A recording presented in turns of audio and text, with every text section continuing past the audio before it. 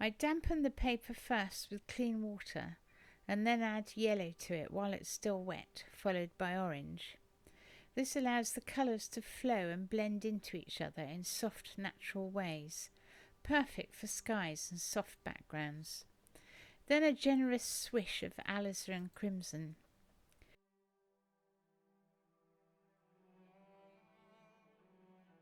For the sky I use my usual blue, that is ultramarine.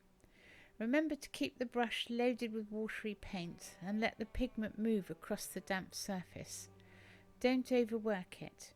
The more you go back in, the muddier it can become. While I'm there, I suggest distant hills with the same blue plus a little Payne's grey. There's a lot of paint on the paper by now, and I use a clean damp brush to bring the excess down the paper so there are no hard lines anywhere, and the colour harmonises throughout the picture, whatever else gets put on top. Then, for some reason, using a too small brush, it was probably the only one within reach at the time, I indicate possible fields and hedges.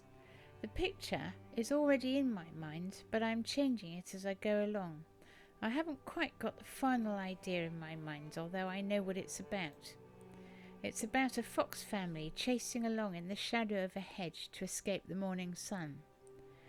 But now I'm thinking, maybe there's a country track along here, so I try it with the little brush and a very dilute blue colour. Then a splodge of the same colour bottom right to balance the other colours in the picture. With my hake and more blue, I go back in to make the sky a bit brighter. I want it to portray the sun coming up on a clear day. Then I firm up the skyline with more of the distant blue colour. I try a few more hedges and then I can suddenly see the entire picture in my mind.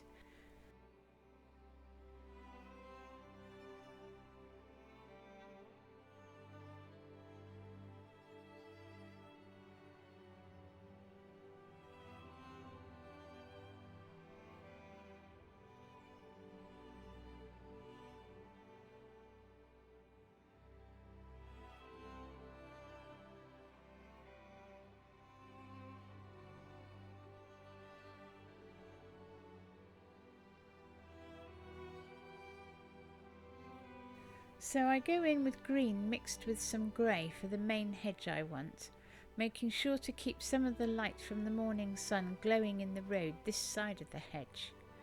Again, using a clean damp brush, I swipe along the bottom of the hedge, so it looks as if it's growing up from the ground and not simply perched on top of it. I use less dilute paint to suggest shadows on the backs of some of the fronds at the top of the hedge, because the light will be hitting them on the other side. Think of the hedge as a safe, slightly shadowed area. That's why the foxes are running close to it, taking cover. I go back in with more blue than green to create more shadow, being careful to leave light on the road. There's not as much of that as I'd like, so I add in some yellow. The hedge needs a little more contrast to it, so I add in some darker colour at the top of it, suggesting leafy boughs. Then I realise the far hills are sunk back too much, so I go in with the distant blue colour and a darker greyer colour to suggest the ground closer to the viewer, which merges into a dark green which is even closer, all of which needs to be merged into the field under that with clean water.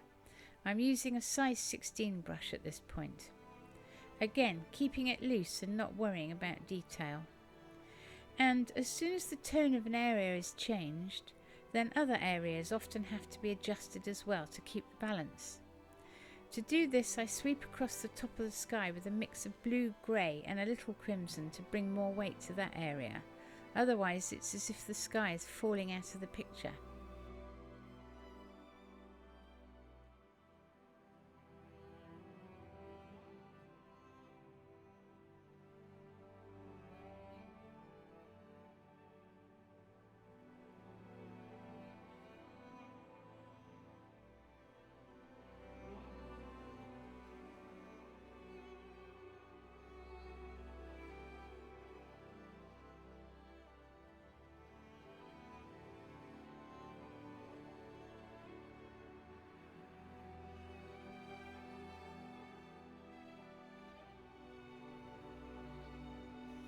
so then it needs a little more yellow.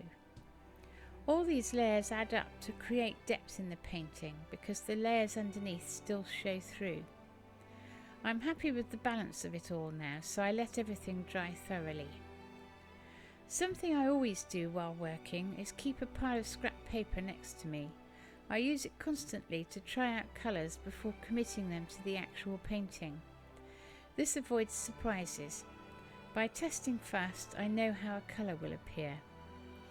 Now I'm going to use my scrap paper even more because I've come to the parts where I add the fox and her cubs. I want them to be recognisable, but I also want to keep the spontaneity of watercolour. To make sure I get it right, I spend time working on scrap paper before touching the actual painting. On the scrap paper, I practice drawing the foxes in simple shapes. These are very quick sketches to try and work out what lines I want to use for my final foxes. A fox has a long, elegant body, pointed ears and a bushy tail, but when they're running, all of those shapes compress into flowing curved lines. They could even be exaggerated a little to give the impression of rapid movement. The cubs are smaller and a little rounder with shorter legs, but they still have that same energy of movement. I draw them several times, adjusting the angles of the legs until I'm confident about the rhythm of the group. The mother leading, the cubs bumbling along behind in uneven strides. Doing this practice first was essential, because if I'd gone straight onto the painting and got it wrong, it would have ruined the whole background.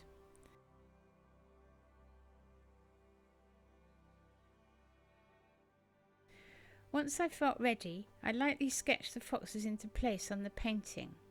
I kept the pencil lines minimal, just enough to guide the brush. Then with a clean damp brush I take out the paint on the bits of the foxes that would be white. Because the paint behind those bits was quite thick, it comes off well and is nearly completely white when washed out. The little bit of colour that remains adds to the impression that the foxes are in shadow. For their colouring, I use raw sienna, terracotta and shadow colour, that is blue and light red mixed, for the bodies, testing it first on scrap paper. I used a smaller brush so I had more control. In watercolour, less is often more. A few suggestive marks can say fox without painting every whisker. For the darker areas on the legs, I used a mix of burnt umber with a touch of blue, which gives a lovely natural dark. Again, always test it first on scrap paper to make sure it doesn't overpower the rest of the painting. The cubs were painted in slightly lighter tones so they look younger and softer. A few quick strokes dot for an eye and they came to life. Shadows underneath them with a small gap between them and the foxes themselves adds to the impression of movement. When all 4 foxes are in place, I check the balance of the painting. The foxes draw the eye, but they don't overwhelm the landscape behind them. The hedge frames the movement, and the soft wet into wet background keeps the whole scene atmospheric. The foxes are clearly running into the shelter of the hedge, chased by the morning sun. And that's it, done. A simple wet into wet landscape brought to life by a fox family running along the hedge line. With watercolour, it's important to stop before overworking the colours or getting too fiddly. I hope you enjoyed seeing how I built this up, and especially how important scrap paper is, both for trying out colours and for practising the fox sketches before committing to the real thing. That extra preparation makes a difference and adds to confidence. Thank you for watching. If you enjoyed this video, please give it a like and don't forget to subscribe for more watercolour tutorials.